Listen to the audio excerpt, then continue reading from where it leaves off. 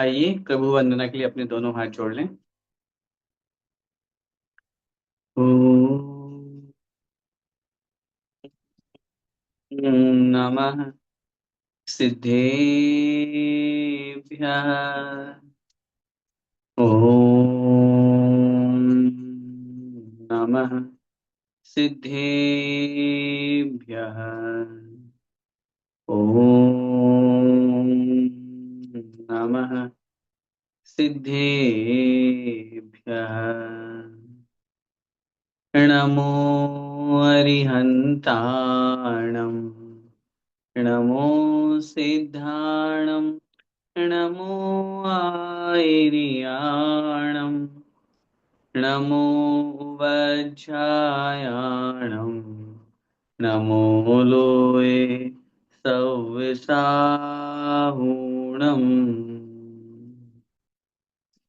नमः श्रीवर्धमानाय निर्धूतकलिलात्मने सालोकानां त्रिलोकानां यद्विद्यादर्पणाय ते यद्विद्यादर्पणाय ते। पंच परमेष्ठी भगवान की जय। द्वादशांगमयी जिनवाणी माता की जय। चारित्र चक्रवर्ती आचार्य श्री शांति सागर जी महामुनिराज की जय। संत शिरोमणि आचार्य भगवंत श्री विद्यासागर जी महाराज की जय। परंपराचार्य श्री समय सागर जी महाराज की जय। परम पूज्य गुरुदेव निर्यापक श्रवण मुनि पुंगव श्री सुधा सागर जी महाराज की जय। अढ़ाई द्वीपस्थ समस्त महामुनिराजों की जय।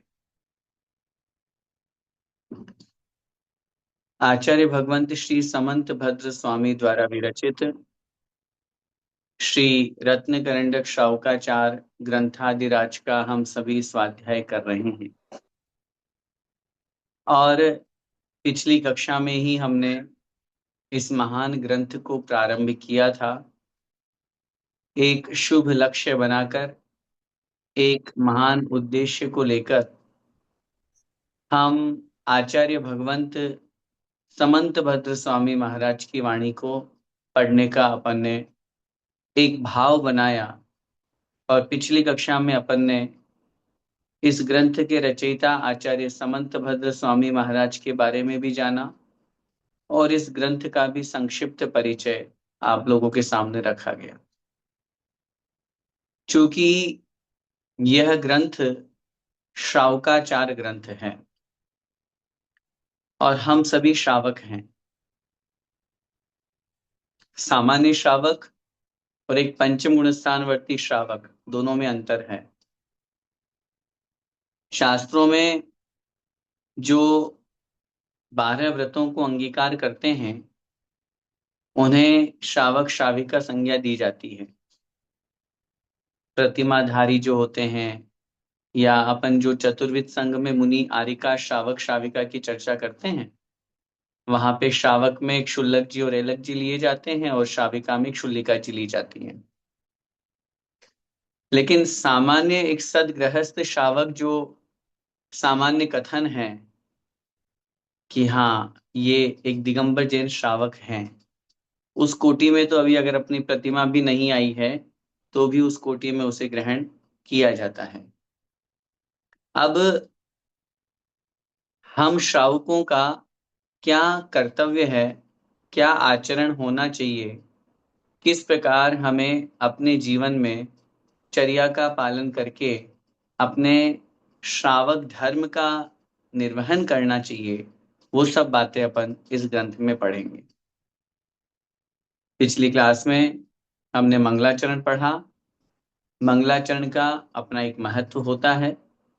मंगलाचरण जो होता है उसमें जो भी रचयिता, जो भी लेखक होते हैं, वो अपनी भावना अभिव्यक्त करते हैं और इस भावना के साथ में कि वो ग्रंथ सानंद संपन्न हो, लक्ष्य की पूर्ति हो, साथ में ही जो पुण्य की प्राप्ति का एक महत्वपूर्ण साधन या निमित्त बताया जाता है, उसकी हमें प्राप्ति हो, इन सब निमित्तों को लेकर के मंगलाचरण की बात अपन ने पिछली कक्षा में पढ़ी थी। आइए उसका रिवीजन एक बार करते हैं। नमः श्री वर्धमानाय निर्धूत कलिलात्मने सालोकानाम त्रिलोकानाम यद विद्या दर्पणायते। सॉरी, इसको थोड़ा सा जूम कर दीजिए, मात्र मंगलाचरण जो है वो स्क्रीन पे रहे। प्रथम श्लोक हमने चर्चा की थी, भगवान महावीर स्वामी को मैं नमस्कार करता हूं। कैसे हैं जो? पहला विशेषण श्री, श्री का मतलब लक्ष्मी। ठीक है, बिल्कुल ठीक। अंतरंग और बहिरंग लक्ष्मी, अनंत चतुष्टय रूप जो अंतरंग लक्ष्मी, और बहिरंग लक्ष्मी रूप जो समोषण आदि की विभूति सभी इंद्र आदि देवताओं के द्वारा जिनको नमस्कार किया जाता है, ऐसे दोनों प्रकार की लक्ष्मी से जो सुशोभित हो रहे हैं और निर्धूत कलिल आत्मने, जिनकी आत्मा ने, निर्धूत माने नष्ट कर दिया है, कलिल माने कलिलता को, कालिमा को, कर्म रूपी कालिमा को, स अलोकानाम, अलोक सहित त्रिलोकानाम तीनों लोकों को, यद विद्या दर्पणाय थे, यद विद्या जिनका ज्ञान अर्थात केवल ज्ञान, आलोक सहित तीनों लोकों को दर्पणायते दर्पण के समान जानता है, ऐसे श्री वर्धमान स्वामी को मैं नमस्कार करता हूं। मंगलाचरण में दो विशेषताएं। सबसे पहला शब्द है नमः। हम पहले नमस्कार करने का भाव रखें, हम पहले झुकने का भाव रखें, हम पहले विनम्रता का भाव रखें। और जब ये भाव हमारे अंदर आता है तो कहीं ना कहीं किनको नमोस्तु कर रहे हैं? वो वीतरागी सर्वज्ञ हितोपदेशी हैं, या कर्मों को नष्ट करने वाले हैं, केवल ज्ञानी हैं। वो सब गुण और वो विशेषताएं हम बाद में भगवान के गुणानुवाद के रूप में कहेंगे, लेकिन सबसे पहले तो ये कि मैं नमस्कार करता हूं। दूसरा, इस मंगलाचरण की सबसे बड़ी विशेषता जो मैंने कही थी कि केवल ज्ञान जिनेंद्र भगवान का जो है, वो केवल ज्ञान को दर्पण की उपमा दी गई है। दर्पण किसी को स्वीकार नहीं करता, दर्पण किसी को देखता नहीं है, दर्पण में सब कुछ दिखता है। देखना और दिखना दोनों में बहुत अंतर है। देखना राग का प्रतीक है और दिखना वीतरागता का प्रतीक है। इसीलिए यहाँ पर सभी स्थानों पर जहां जहां केवल ज्ञान की उपमा की जाती है, वहां दर्पण का प्रयोग कर लिया जाता है। इसलिए आचार्य भगवंत समंत भद्र स्वामी महाराज भी यहाँ पर दर्पण शब्द का या दर्पणायते बोल करके इस बात को यहाँ पर हमारे समक्ष रख रहे हैं कि भगवान जिनेंद्र देव या भगवान महावीर स्वामी अपनी इच्छा से कुछ नहीं देख रहे हैं, अपितु उन्हें दिख रहा है। केवल ज्ञान में सब कुछ झलक रहा है। ये केवल ज्ञान की एक अपनी विशेषता है जो अपन ने यहाँ पर समझी। पिछली कक्षा में अपन ने मंगलाचरण पढ़ा था। आइए अब आगे बढ़ते हैं द्वितीय श्लोक की ओर, जिस दूसरे श्लोक में भगवान आचार्य भगवान समंत भद्र स्वामी हमें उस ग्रंथ का उद्देश्य यहाँ पे रख रहे हैं। देखिए, किसी भी कार्य को या किसी भी ग्रंथ को जब अपन पढ़ते हैं तो पहले तो मंगलाचरण होता है, और मंगलाचरण के बाद में फिर उस ग्रंथ में क्या वर्णन किया जाएगा, वो मैं क्यों लिख रहा हूं, उसको लिखने के पीछे उद्देश्य क्या है, वो रचयिता अपनी बात बोलते हैं। जैसे अभी अपन ने छेड़ाला पढ़ी थी, उस छेड़ाला में अपन ने पढ़ा था ना, ताते दुखहारी सुखकार कहे सीख गुरु करुणाधार। पहले तो समझा दिया, फिर उसके बाद में इसलिए करुणा को धारण करके गुरु महाराज हमें शिक्षा देते हैं। तो ये एक उद्देश्य, एक लक्ष्य, वही लक्ष्य यहाँ पर आचार्य समंत भद्र स्वामी भी हमारे समक्ष रख रहे हैं। और एक जो धर्म, जिसे धर्म बार बार कहा जाता है, या धर्म नाम किसे कहते हैं? धर्म, धर्म की क्या परिभाषा है? अपन लोग बहुत बार इस धर्म की डेफिनेशन में उलझ जाते हैं, ये कार्य करना धर्म है, ये अधर्म है। तो धर्म कहते किसको हैं? हम सब, हमें बहुत, ये व्यक्ति बहुत धर्म करता है, ये बड़ा धार्मिक है, ये धर्मात्मा है, ये सब शब्द हमारे माध्यम से सुने पड़े जाते हैं। तो उन सब का निराकरण, धर्म की परिभाषा क्या है, आइए इस दूसरे श्लोक में अपन पढ़ते हैं। जैसा कि पिछली बार हमने आपसे निवेदन किया था, आप लोगों के सबके माइक म्यूट ही हैं, और मैं यहाँ से बोलूंगा, आपको उच्चारण वहीं से करना है बिना माइक को अनम्यूट किए। और आप उच्चारण कीजिएगा, उच्चारण करके उसको समझने का प्रयास करें। देशयामी समीचीनम धर्मम कर्म निबर्हणम, कर्म निबर्हणम, शब्द है निबर्हणम, संसार दुखतः, संसार दुखतः सत्वान यो धरत्युत्तमे, धरत्युत्तमे सुखे, धरत्युत्तमे सुखे। अब मैं एक एक चरण बोल रहा हूं, आप लोग रिपीट अपने हिसाब से कीजिए। देशयामि समीचीनम्,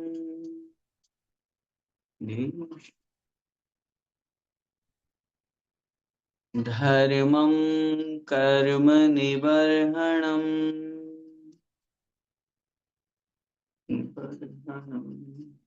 संसार दुःखतः सत्त्वान्,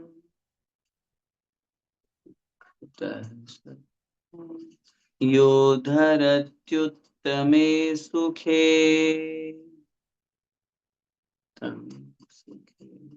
पूरा श्लोक एक साथ बोल रहा हूं। देशयामि समीचीनम् धर्मं कर्म निबर्हणम्, संसार दुःखतः सत्त्वान् यो धरत्युत्तमे सुखे। बहुत सुंदर व्याख्या धर्म की यहाँ पर आचार्य भगवंत कर रहे हैं, और अपने इस ग्रंथ का उद्देश्य भी यहाँ लिख रहे हैं। देशयामी समीचीनम धर्मम, देशयामी अर्थात मैं कहता हूं, किसे कहता हूं? समीचीनम माने समीचीन, सच्चे, धर्मम अर्थात धर्म को, मैं सच्चे धर्म को, समीचीन धर्म को, सर्वश्रेष्ठ धर्म को, वास्तविक धर्म को कहता हूं। कैसा है जो धर्म? उसकी विशेषता, कर्म निबर्हणम, कर्म माने कर्मों को, निबर्हणम माने नष्ट करने वाला, कर्म निबर्हणम कर्मों को नष्ट करने वाला। फिर से देखिए, श्लोक सामने रखिए, अर्थ आवश्यक नहीं है, अर्थ हम बता रहे हैं। अगर पूरा देना है श्लोक और श्लोक का अर्थ, तो थोड़ा सा उसको छोटा कर दीजिए, मिनिमाइज कर दीजिए। हाँ, फिर से देखिए, देशयामी समीचीनम धर्मम कर्म निबर्हणम, देशयामी अर्थात मैं कहता हूं, समीचीनम धर्मम समीचीन धर्म को, जो कैसा धर्म है? कर्म निबर्हणम कर्मों का नाश करने वाला है। कर्म माने कर्म, और निबर्हण, निबर्हण का मतलब होता है नष्ट करने वाला, समाप्त करने वाला। तो पूरा वाक्य क्या बनेगा? कर्म निबर्हणम समीचीनम धर्मम देशयामि। मैं इस ग्रंथ में क्या कहूंगा, कहता हूं क्या, मैं धर्म कहूंगा, मैं धर्म को समझाऊंगा, मैं धर्म की परिभाषा दूंगा। कैसा है जो धर्म? पहला विशेषण समीचीनम, सच्चा धर्म है, श्रेष्ठ धर्म है। और सबसे बड़ी बात, कर्म निबर्हणम, कर्मों का नाश करने वाला। संसारी प्रत्येक आत्मा, हर जीव ये चाहता है कि मैं कर्मों का नाश करके शाश्वत सुख जहां पर है सिद्धालय वहां निवास करूं। कैसा है वो धर्म? संसार दुखतः, संसार माने संसार के, दुखतः माने दुखों से, संसार के दुखों से निकालकर सत्वान माने प्राणियों को, जीवों को, यो धरत्युत्तमे, संधि विच्छेद करेंगे, यह धरती उत्तमे, दो शब्द है ना, धरत्युत्तमे, धरती उत्तमे सुखे, धरती माने धरता है, प्राप्त कराता है, उत्तमे सुखे, उत्तम सुख में, जो संसार के दुखों से निकालकर जीवों को उत्तम सुख में धरता है, उत्तम सुख में रखता है, उत्तम सुख की प्राप्ति कराता है, उसका नाम है धर्म, श्रेष्ठ धर्म, समीचीन धर्म। और उस समीचीन धर्म को मैं यहाँ पर कहूंगा। समझ आया? एक एक शब्द का अर्थ फिर से देख लीजिए। देशयामी अर्थात मैं कहता हूं या कहूंगा, दोनों अर्थ लिए जाते हैं। शाब्दिक अर्थ में कहता हूं आएगा। किसको कहता हूं? समीचीनम धर्मम, जो सच्चा धर्म है, श्रेष्ठ धर्म है, उसको मैं कहता हूं। वो श्रेष्ठ धर्म की और क्या विशेषता है? कर्म निबर्हणम, वो कर्मों का नाश करने वाला है। और वो जो धर्म है वो कैसा है? संसार के दुखों से, दुखतः संसार के दुखों से निकालकर सत्वान अर्थात प्राणियों को, यह धरती उत्तमे सुखे, यह माने जो, धरती माने प्राप्त कराता है या धारण करता है या पहुंचाता है, उत्तमे सुखे, उत्तम सुख में, ऐसे धर्म को मैं यहाँ पर कहूंगा। अब इस द्वितीय श्लोक में, दूसरे नंबर के श्लोक में आचार्य महाराज ने इस ग्रंथ का उद्देश्य भी हमारे सामने कह दिया कि इस ग्रंथ में मैं क्या कहूंगा, किसका वर्णन करूंगा। तो बहुत सीधे शब्दों में कह दिया, सच्चे धर्म को कहूंगा, कर्मों के नाश करने वाले धर्म को कहूंगा। अब इस बात पर अपन विचार करें, जो धर्म है इसे श्रेष्ठ धर्म या सच्चा धर्म क्यों कहा? क्योंकि समीचीन धर्म वही हो सकता है, संसार का प्रत्येक प्राणी कर्मों से पराधीन है, कर्मों से दुखी है, और जब तक वो कर्म से अधीन रहेगा तब तक वो सुखी नहीं हो सकता। शाश्वत सुख सिद्धालय में जहां कर्मों से रहित आत्मा है, शाश्वत सुख मुक्त अवस्था में जहां द्रव्य कर्म भी नहीं, भाव कर्म भी नहीं और नो कर्म भी नहीं। इसीलिए थोड़ा सा डेप्थ में बात करूंगा। इसीलिए आचार्यों ने अरिहंतों के सुख को अनंत सुख कहा है और सिद्ध भगवंतों के सुख को अव्याबाध सुख कहा है। सिद्धांत की भाषा में बात कर रहा हूं। अरिहंतों के सुख को अनंत सुख और सिद्धों के सुख को अव्याबाध सुख क्यों कहा? इसलिए कहा क्योंकि अभी अरिहंतों के सुख तो प्राप्त हो गया, लेकिन अभी वेदनीय कर्म है। अभी आयु, नाम, गोत्र और वेदनीय, ये चार कर्म, उसमें से विशेष रूप से सुख की बात करेंगे तो वेदनीय कर्म है जो अभी बाधा थोड़ी बहुत तो उत्पन्न कर रहा है। कर्म है तो कर्म तो करेगा। लेकिन सिद्ध भगवान के वो वेदनीय भी नष्ट हो गया, बाधा सब कुछ समाप्त हो गया। अब वो भगवान अव्याबाधत्व को प्राप्त है। अब कोई बाधा नहीं, कोई रोक टोक नहीं, कोई विकल्प नहीं, इसलिए सिद्धों के सुख को अव्याबाध सुख कहा।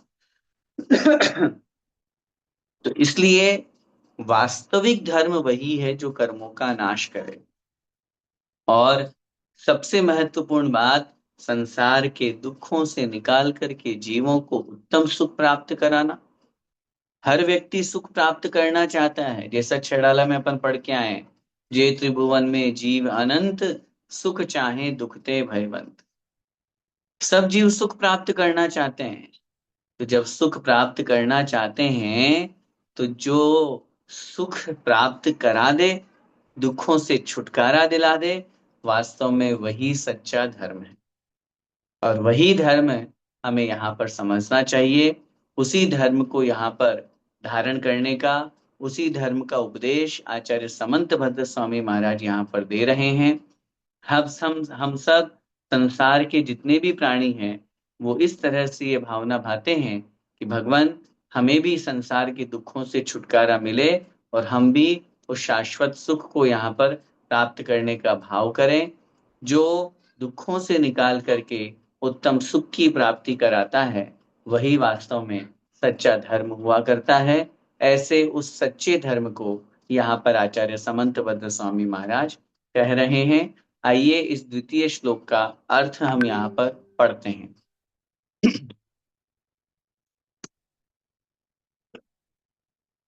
निकाल लीजिए भावार्थ जो लिखा हुआ है। आचार्य समंत भद्र स्वामी ग्रंथ के उद्देश्य को बताते हुए कहते हैं कि मैं प्रस्तुत ग्रंथ में कर्मों के नाशक, अबाधित और कल्याणकारी उस यथार्थ परक धर्म का प्रतिपादन करूंगा, जो समस्त प्राणियों को संसार के क्लेशों से मुक्त कराकर उत्तम सुखों को प्राप्त कराता है। ऐसे उस महान उस महान धर्म को मैं यहाँ पर कहूंगा, जो यहाँ पर तीन विशेषताएं दी। कौन सा धर्म? जो कर्मों का नाशक है, जो अबाधित है और कल्याणकारी है। कर्मों का नाश करने वाला धर्म है, जो कर्मों से बाधा उत्पन्न कर दे, जिससे, क्योंकि कर्म है और कर्म तो बाधा उत्पन्न करते हैं, और जो बाधा उत्पन्न करे वो धर्म नहीं हो सकता।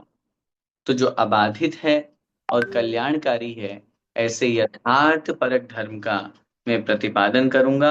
ऐसा कथन यहाँ पर आचार्य समंत भद्र स्वामी महाराज कर रहे हैं। अब जब संकल्प ले लिया कि मैं धर्म को कहूंगा, तो आइए हम जानते हैं वो धर्म क्या है, उस धर्म की क्या परिभाषा है, वो धर्म किसे कहते हैं। आइए इस तृतीय श्लोक के माध्यम से। सदृष्टि, बोलिए देख करके आराम से, एक एक शब्द का आपका उच्चारण होना चाहिए। और कोशिश यही कीजिए कि एक एक शब्द हम यहाँ पर बोलें। आपको भले ही मैं नहीं सुन पा रहा हूं, लेकिन आप अपने आप में उच्चारण कीजिए। और जैसा मैंने निवेदन किया, अगर कोई शब्द कठिन लगता है उच्चारण में, तो कक्षा के बाद में आप उसे बिना किसी विकल्प के आप आराम से पूछ सकते हैं। सदृष्टि ज्ञान वृत्तानि, वृत्तानि, सदृष्टि ज्ञान वृत्तानि, धर्मम धर्मेश्वराः, धर्मेश्वराः विदुः, विदुः, धर्मम धर्मेश्वराः विदुः। यदीय, यदीय प्रत्यनीकानि, प्रत्यनीकानि भवन्ति भवन्ति भवपद्धतिः भवपद्धतिः। हाँ, अब मैं एक एक चरण बोल रहा हूं। सदृष्टि ज्ञान वृत्तानि, सदृष्टि ज्ञान वृत्तानि, सदृष्टि ज्ञान धर्मं धर्मेश्वरा विदुः, धर्मं धर्मेश्वरा विदुः। यदीय प्रत्यनीकानि, यदीय प्रत्यनीकानि भवन्ति भवपद्धतिः, भवन्ति भवपद्धतिः। आइए देखते हैं। अब मैं एक साथ पूरा बोल रहा हूं। सदृष्टि ज्ञान वृत्तानि धर्मं धर्मेश्वरा विदुः, यदीय प्रत्यनीकानि भवन्ति भवपद्धतिः। धर्म किसे कहते हैं? बहुत सुंदर परिभाषा, बहुत सुंदर यहाँ पर धर्म की डेफिनेशन आचार्य समंत भद्र स्वामी महाराज दे रहे हैं। सदृष्टि ज्ञान वृत्तानि धर्मम। सदृष्टि, सद माने समीचीन या सम्यक। दृष्टि, दृष्टि का मतलब होता है श्रद्धान दृष्टि का मतलब होता है विश्वास। तो एक शब्द है सदृष्टि माने समीचीन श्रद्धान अर्थात सम्यक दर्शन। ज्ञान, सद शब्द आगे लगा दीजिए, सद ज्ञान अर्थात समीचीन ज्ञान, सम्यक ज्ञान। और वृत्त, वृत्त का मतलब होता है आचरण, चारित्र। सद शब्द आगे लग जाएगा। सदवृत्त, सदवृत्त माने सम्यक चारित्र, और बहुवचन है तो इसलिए वृत्तानि हो गया। तो सदृष्टि ज्ञान वृत्तानि, इसका अर्थ हो गया सम्यक दर्शन, सम्यक ज्ञान और सम्यक चारित्र। ये क्या है? तो आचार्य महाराज लिख रहे हैं धर्मम, ये धर्म है। कौन कह रहे हैं ऐसा कि ये धर्म है? धर्मेश्वराः, धर्म ईश्वराः, जो धर्म के ईश्वर हैं, जो धर्म के स्वामी हैं, अर्थात जिनेन्द्र देव, गंधर आदि मुनि महाराज। विदुः माने कहते हैं, विदुः का अर्थ है कहते हैं। क्या अर्थ हुआ? सदृष्टि ज्ञान वृत्तानि, सम्यक दर्शन, सम्यक ज्ञान और सम्यक चारित्र, ये धर्मम अर्थात धर्म है। ऐसा धर्मेश्वराः विदुः, धर्म के ईश्वर अर्थात जिनेन्द्र भगवान ऐसा कहते हैं। पूरा वाक्य बनाइए। धर्मेश्वराः सदृष्टि ज्ञान वृत्तानि धर्मम विदुः, अर्थात धर्म के जो स्वामी हैं ऐसे जिनेन्द्र भगवान सम्यक दर्शन, सम्यक ज्ञान और सम्यक चारित्र को धर्मम विदुः अर्थात धर्म कहते हैं। ठीक है। अब इसके बाद में यदीय प्रत्यनीकानि, संधि विच्छेद या अलग करेंगे तो यदि ईय प्रत्यनीकानि, यदि माने यदि, ईय प्रत्यनीकानि, यदि ये शब्द एक है। प्रत्यनीक, प्रत्यनीक का मतलब होता है विपरीत, उल्टा, अपोजिट। यदि माने यदि इनके विपरीत होते हैं, सदृष्टि ज्ञान वृत्तानि मतलब सम्यक दर्शन, सम्यक ज्ञान और सम्यक चारित्र के विपरीत होते हैं, तो भवन्ति भव पद्धति, भवन्ति माने हो जाते हैं, भव पद्धति, भव माने संसार की, पद्धति माने परंपरा, संतति जिसको अपन बोलते हैं परंपरा। नीचे की लाइन का अर्थ हुआ यदि प्रत्यनीकानि, यदि ये सम्यक दर्शन, सम्यक ज्ञान और सम्यक चारित्र के विपरीत हो जाते हैं, अर्थात मिथ्या दर्शन, मिथ्या ज्ञान और मिथ्या चारित्र हो जाते हैं, तो ये ही भव पद्धति भवन्ति, ये ही संसार की परंपरा बन जाते हैं, ये ही संसार का निमित्त बन जाते हैं, ये ही संसार की संतति का कारण बन जाते हैं, ये ही संसार में भटकने का कारण बन जाते हैं। अब देखो, जोड़ो दोनों शब्दों को, दोनों वाक्यों को, क्योंकि पिछले श्लोक में अपन ने क्या पढ़ा? धर्म वही है जो कर्मों का नाश करने वाला है। धर्म वही है जो संसारी प्राणियों को संसार के दुखों से निकाल करके उत्तम सुख प्राप्त कराए। तो वो धर्म क्या है? वो धर्म है सम्यक दर्शन, सम्यक ज्ञान और सम्यक चारित्र। जिन जिन ने आज तक उस मोक्ष परम पद को प्राप्त किया है, जिन जिन ने आज तक उस शाश्वत अविनाशी निर्वाण को प्राप्त किया है, उसका एक ही मार्ग है, एक ही रास्ता है, सदृष्टि ज्ञान वृत्तानि। सम्यक दर्शन, सम्यक ज्ञान और सम्यक चारित्र, ये ही उसका मार्ग है। इसके अलावा और कोई मार्ग हो ही नहीं सकता।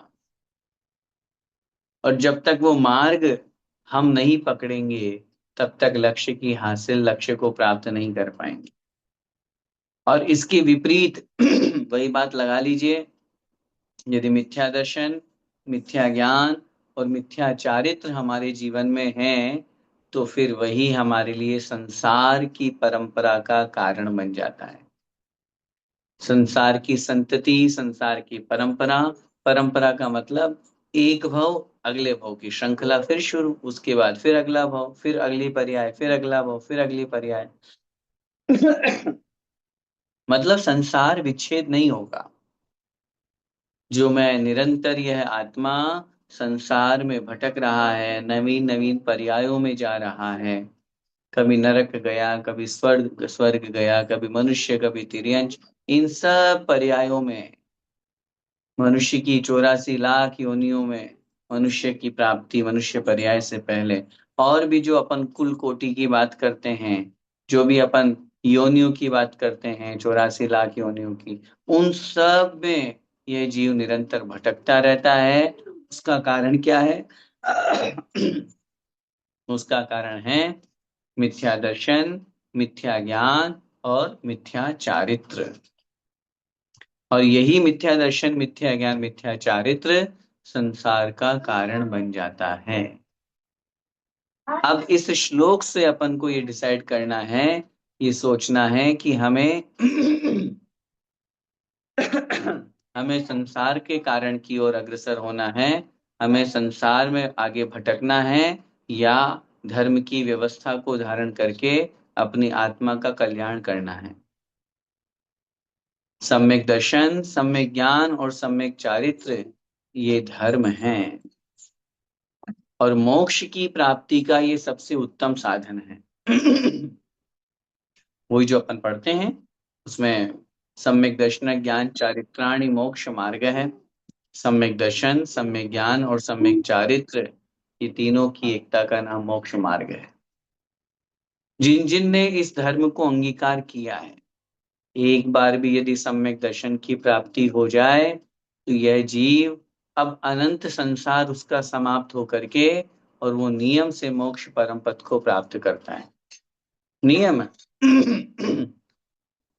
और मोक्ष मार्ग यही है। मैंने कहा ना, आज तक जिन जिन ने मोक्ष परम पद को प्राप्त किया, आज जो मोक्ष मार्ग पर चल करके मोक्ष की प्राप्ति की ओर अग्रसर हो रहे हैं, और आगे भविष्य में जो मोक्ष को प्राप्त करेंगे, उनका एक ही मार्ग है, सदृष्टि ज्ञान वृत्तानि धर्मम। छेडाला में अपन ने पढ़ा ना, और इससे विपरीत जो है, ऐसे मिथ्या दृग ज्ञान चरण वश, भ्रमत भरत दुख जन्म मरण, ताते इनको तजिए सुजान, सुन तिन संक्षेप कहूं बखान। ऐसे मिथ्या दृग ज्ञान चरण, मिथ्या दर्शन, मिथ्या ज्ञान और मिथ्या चारित्र के वश भ्रमत भरत दुख जन्म मरण, इन्हीं के वशीभूत होकर के यह जीव संसार में जन्म मरण के दुखों को भोगता है।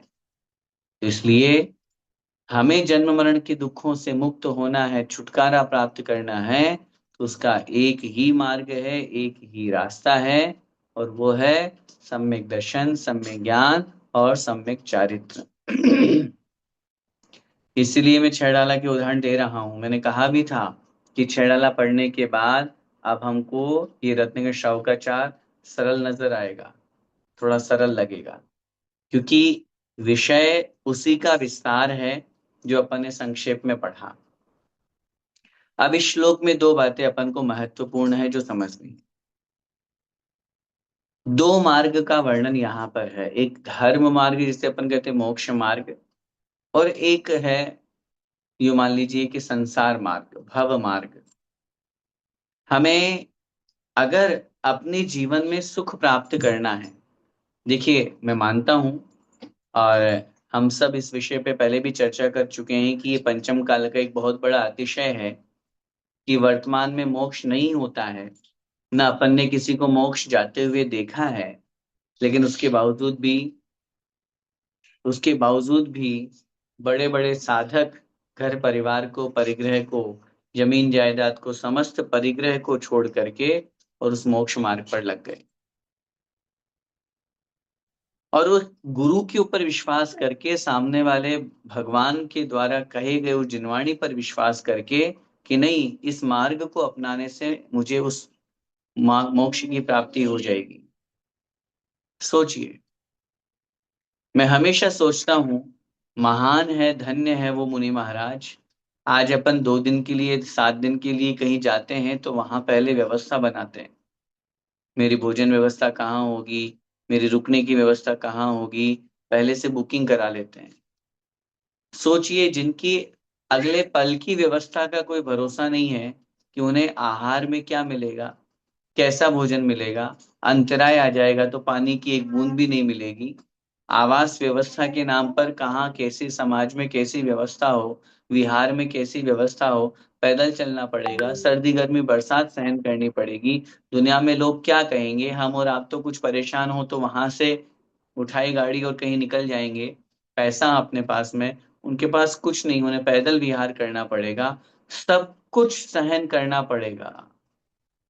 एक विश्वास उन्होंने अपने गुरु पर किया, एक विश्वास उन्होंने मां जिनवाणी पर किया। हमने किसी को प्रत्यक्ष मोक्ष जाते हुए नहीं देखा, और ना आज कोई मोक्ष जा रहा है हमारे सामने। इसके बावजूद भी हमने विश्वास किया। हमने का तात्पर्य उन मुनि महाराज की बात कर रहा हूं मैं। सॉरी। उन पे उन्होंने विश्वास किया कि नहीं, यही मोक्ष मार्ग है। मैं आपसे पूछना चाहता हूं, अलग भी हो सकता है कि नहीं? हालांकि नहीं है, एक विश्वास की भाषा बोल रहा हूं मैं। श्रद्धान है अपन को, यही मोक्ष मार्ग है। जे पूरब शिव गए, जाहि अरु आगे जे हैं। जो आज तक पहले मोक्ष गए हैं, जा रहे हैं और आगे जाएंगे, उनका यही रास्ता है, सम्यक दर्शन, सम्यक ज्ञान, सम्यक चारित्र। यही रास्ता है, लेकिन प्रत्यक्ष नहीं दिख रहा, उसके बावजूद भी वो आगे बढ़ते जा रहे हैं, बढ़ते जा रहे हैं। उन सब कठिन उपसर्गों को, परिशहों को सहन करते जा रहे हैं, और सहन करते हुए एक ही लक्ष्य। धन्य है वो मुनि महाराज जो आत्म साधना के मार्ग पर आगे बढ़ करके सब कष्ट उपद्रवों को सहन करते हैं, और वास्तविकता यही है। इसीलिए, और ऐसा करते हुए, उन कष्टों को सहन करते हुए, उपसर्गों को, परिशहों को जीतते हुए भी उनके चेहरे पर कोई शिकन नहीं है। वो दुखी नहीं है, वो परेशान नहीं है, वो निरंतर ये भाव रखते हैं, सुखी। मैंने कहा ना, हमने आचार्य श्री को कभी दुखी देखा अपन ने? कभी मन में आया सॉरी, नहीं नहीं, मैं तो बहुत दुखी हूँ भाई, मेरे तो बहुत पीड़ा हो रही है, मेरा ये लुट गया, ये हो गया है। कुंडलपुर पंच कल्याणक के कुंडलपुर बड़े बाबा के प्रतिमा विराजमान के समय कितने अज्ञानी लोगों ने उनके ऊपर कितनी तरह की बातें कही, कितनी टीका टिप्पणी चली, कितना कुछ पत्रिकाएं भी विरोध में उनके निकाली। इन अंतिम क्षणों में इतनी तीव्र वेदना, शारीरिक वेदना थी, उसके बावजूद भी चेहरे पर कोई शिकन नहीं। अभी प्रसंग आ गया, अभी आचार्य वर्धमान सागर जी महाराज जो दक्षिण भारत में हैं। परम पूज्य नवाचार्य, हालांकि अपने संघ की परंपरा में नवाचार्य समय सागर जी हैं, लेकिन आगम चक्रवर्ती के नाम से जो विख्यात हैं आचार्य विद्यासागर जी महाराज, जिनको अभी 19-20 मार्च के लगभग जो आचार्य वर्धमान सागर जी महाराज दक्षिण वालों ने अपना आचार्य पद उनको प्रदान किया। आज सोचो कितनी कठिन साधना करते हुए शपथ राज बनकर के संलेखना और समाधि की तरफ वो अग्रसर हो रहे हैं।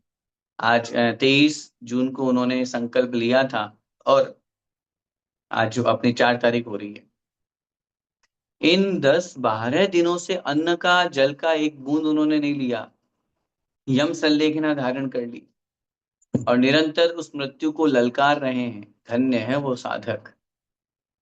मैं कह रहा हूं ना, ये जो सूत्र यहाँ पे दिया हुआ है, संसार के दुखों से निकाल करके उत्तम सुख को प्राप्त कराता है, उसका नाम धर्म है। और वो धर्म की परिभाषा दी है सम्यक दर्शन, सम्यक ज्ञान, सम्यक चारित्र। अरे अभी तक मोक्ष में नहीं पहुंचे, अभी तो मार्ग पर चल रहे हैं। जब मार्ग में इतना आनंद है, जब मार्ग में इतना सुख है, तो मंजिल में कितना सुख होगा, कितना आनंद होगा, कितना आनंद होगा, अव्यवहात सुख होगा। आप देखिए आज की भी वीडियो जब सामने आई, चेहरे पर मुस्कुराहट। इस उम्र में 75 प्लस के वो हो गए हैं, उस उम्र में पिछले 10-12 दिनों से जिन्होंने जल की एक बूंद ग्रहण नहीं करी, और जब आचार्य विद्यासागर जी महाराज ने कहा कि हम शांति सागर जी महाराज के वंशज हैं, हम ऐसे स्थान पर है जहां चारित्र चक्रवर्ती शांति सागर जी महाराज ने अंतिम क्षण अपने व्यतीत किए थे, समाधि संलेखना धारण की थी, हम उस अंश के वंश हैं। तो उन्होंने वही छाती ठोक करके ताल ठोक करके बताया, हाँ हम शांति सागर जी महाराज के वंशज हैं। सोचो, इतनी जागरूकता, इतनी चेतनता, ये सुख और आनंद जो है, ये किसका है? ये धन संपत्ति वैभव का नहीं, ये आनंद है सम्यक दर्शन, सम्यक ज्ञान और सम्यक चारित्र का। और जो उस सम्यक चारित्र जो उस रत्नत्रय को धारण कर लेते हैं, वो सदा आनंद में रहते हैं, सुखी रहते हैं, उन्हें कोई विकल्प नहीं होता। और इससे विपरीतता की अगर अपन बात करें, तो जो मिथ्या दर्शन, मिथ्या ज्ञान और मिथ्या चारित्र है,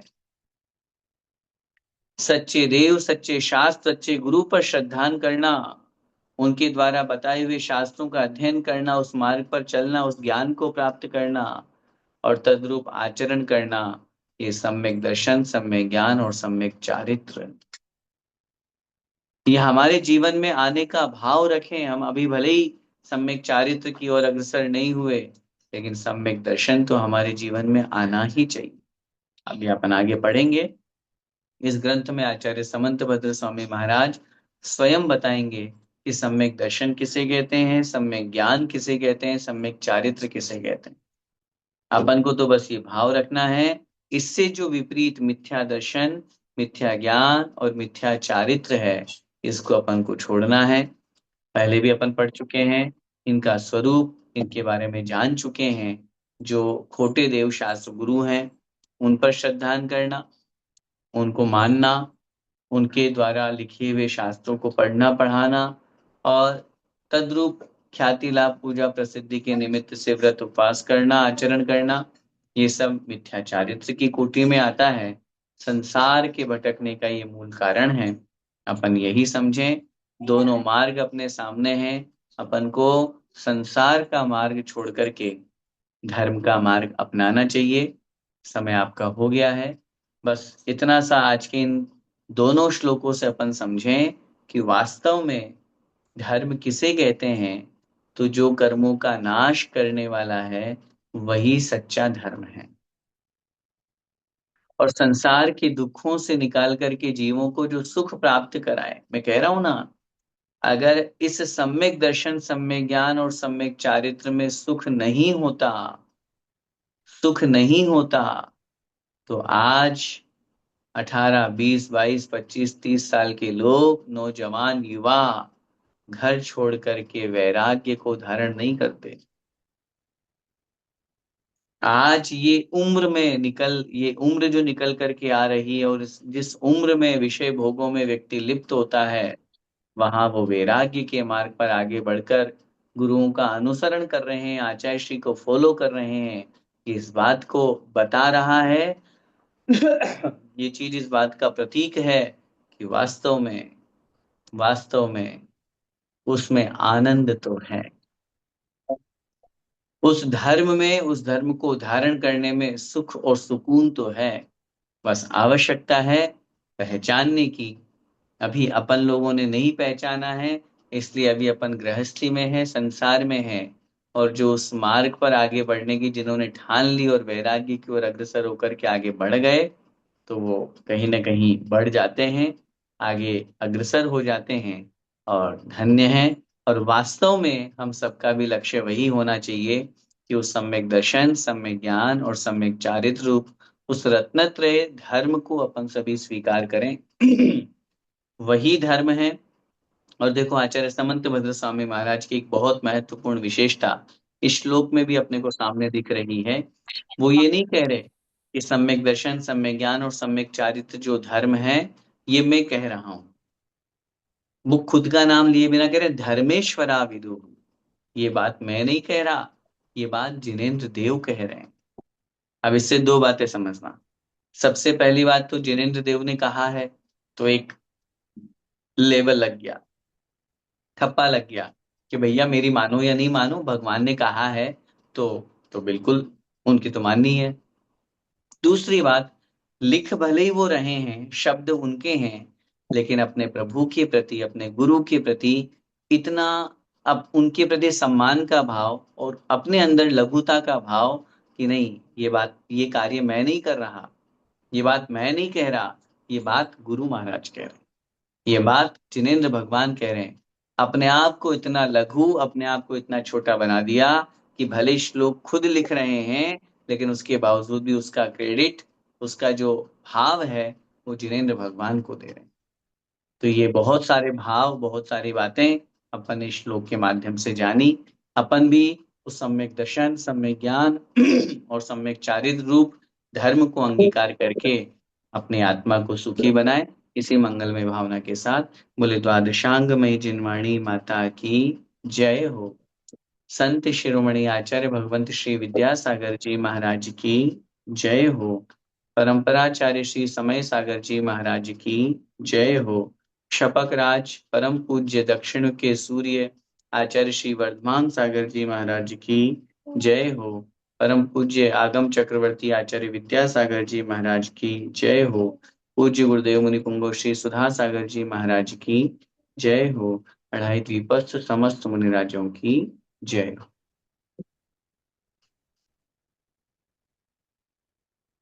आइए हमारी जो क्विज थी, उस क्विज के क्वेश्चन आंसर डिस्कस करते हैं।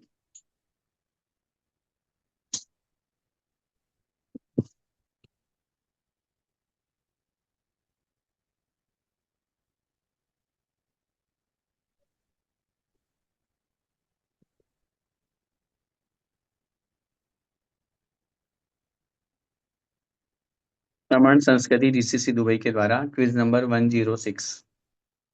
पहला प्रश्न, कौन से क्षेत्र से लेकर कौन से क्षेत्र तक पर्वत का विस्तार दुगना दुगना होता है? भरत क्षेत्र से हरि क्षेत्र तक, भरत क्षेत्र से एरावत क्षेत्र तक, विदेह क्षेत्र से एरावत क्षेत्र तक, या भरत क्षेत्र से विदेह क्षेत्र तक?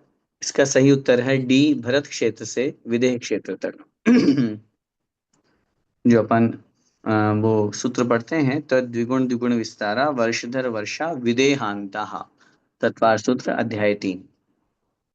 दूसरा प्रश्न, पद्म कमल में शाश्वत पत्तों की संख्या कितनी है? 1,40,115, 1,40,120, 10,000 या 11,000? सही उत्तर है डी, 11,000। तीसरा प्रश्न, नंदन वन में कितने योजन ऊपर जाकर सोमनस वन है?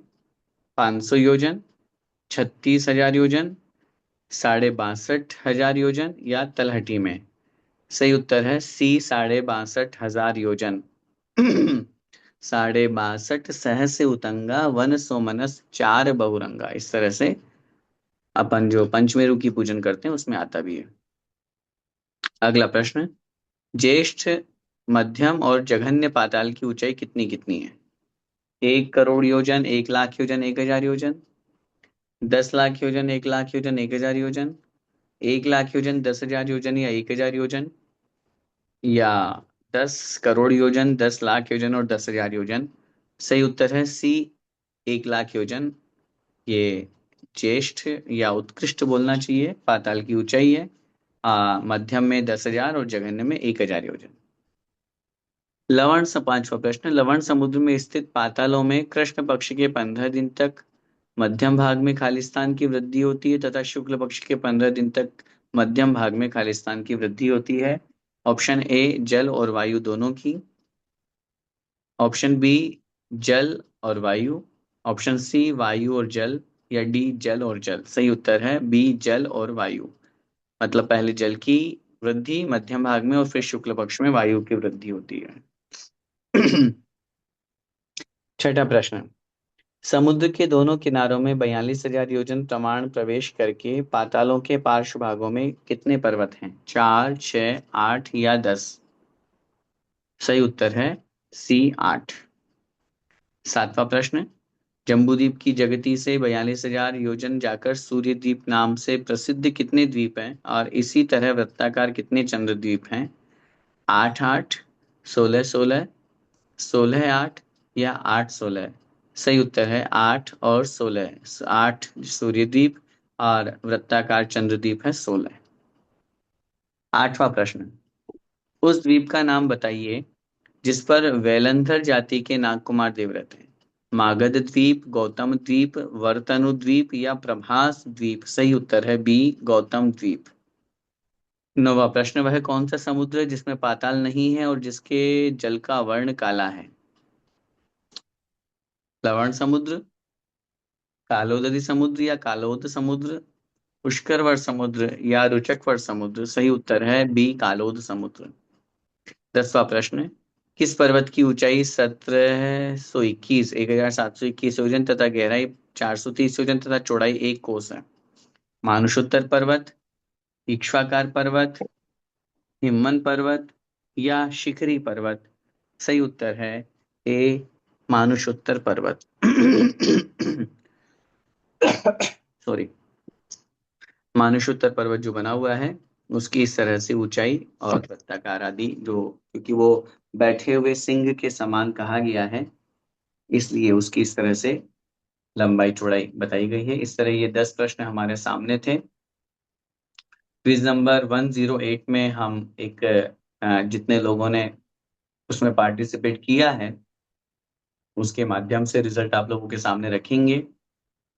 मैं यही भावना बांटा हूँ और जिन जिन लोगों के माध्यम से इस क्विज को लोगों के बीच में पहुंचाया जाता है उन सबका बहुत बहुत दिल से हार्दिक स्वागत, अभिनंदन और आभार करता हूं कि कहीं ना कहीं इन प्रश्नों को पढ़ करके सुन करके और लोग धर्म और स्वाध्याय में आगे रुचि बढ़ाते हैं। पुनः अपन ने जो रत्नकरंडक शावकाचार ग्रंथ प्रारंभ किया है एक बहुत अच्छी भावना के साथ में, बहुत अच्छे परिणामों से और भी लोगों तक इसे जरूर पहुंचाएं और कहें कि हफ्ता में एक दिन की बात है, अपन पढ़ेंगे सुनेंगे और जानेंगे तो अपन को एक बहुत महत्वपूर्ण विषय अपने सामने आएगा। और जैसा मैं हमेशा सोचता हूँ कि अन्य सब विकल्पों को छोड़ करके पंथवाद, संतवाद या अन्य चीजों को छोड़ करके अपन को आगम ग्रंथ का अध्ययन करना चाहिए, आगम वाद को ग्रहण करना चाहिए, आगम को स्वीकार करना चाहिए। क्योंकि विषय अपने पास में जब आगम का इतना सारा है तो इन सब छोटी छोटी बातों में उलझने से कोई मतलब नहीं है। तो उसी भावना के साथ में आप लोग अन्य लोगों को भी ये बात शेयर करें और जितना हो सके इस ग्रंथ के माध्यम से अपने जीवन में कल्याण करें।